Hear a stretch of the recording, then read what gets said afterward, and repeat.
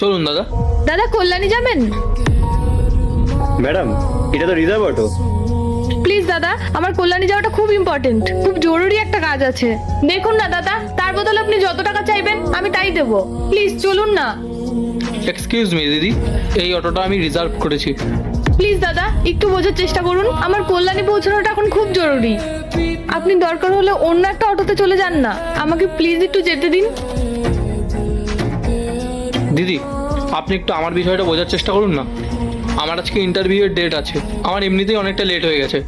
এখন যদি অটো খুঁজতে যাই আমার ইন্টারভিউটাই মিস হয়ে যাবে। দাদা প্লিজ একটু বোঝার চেষ্টা করুন, আজকে আমাকে ওখানে যেতেই হবে।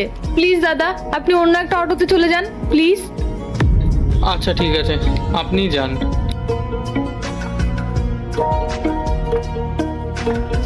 দাদা চলুন। হুম।